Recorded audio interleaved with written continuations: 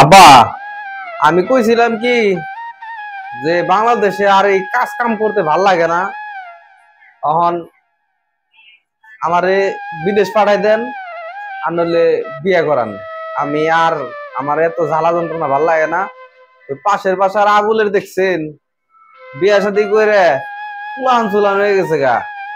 আর আপনি আমারে বিয়ে করে বেড়ান না, হয় বিয়ে করান নইলে আমার প্রবাসে পাঠাই দেন, আমি প্রবাসে যামগা। তুমি যে বিয়ে বিয়ে করো আর যে কও যে তোমার আমি প্রবাসে পাঠাবো, একবার তোমারে বাবা আমি প্রবাসে পাঠাই নাই, তুমি আমারে কি করছো, মেরে দে থয়ে পড়ছো।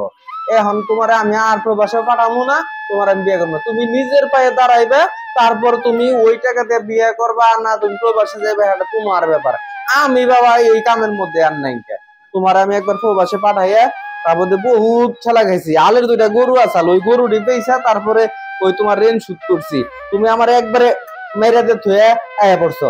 আমি আর তোমার পিছনে নাই বাবা, তোমার যাইতে ভাল লাগে তুমি করো, যাও। এই গেদার মাকু এনা হচ্ছে, এটা হয় যে তোমার বুলাই কি কয়, তোমার বুলাই বলে বিয়া করবো, আবার বলে প্রবাসে যাইবো, বিয়া না করালে বলে তার আমার প্রবাসে পাঠান রাখবো।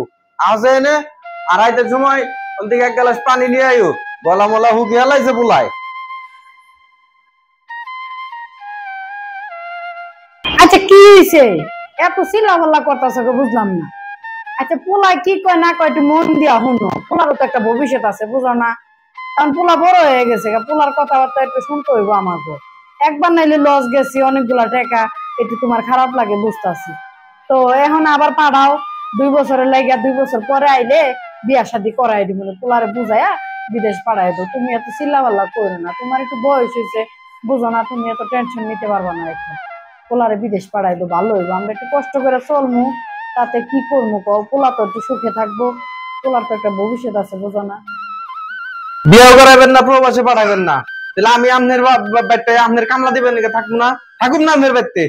আচ্ছা আব্বা তুমি রাগ করো না, তোমার আব্বা কি কইছে না কইছে তুমি রাগ করো না, আম্মাই ব্যবস্থা করে দিমুনি, তুমি টেনশন করো না। তুমি একটু বাইরে থেকে ঘুরে হোগা, আম্মা তোমার লাগে রান্না করতেছি, এখন রান্না বইছে বুঝছো? তুমি একটু টেনশন করো না, বা আম্মাই যাই রান্না করে।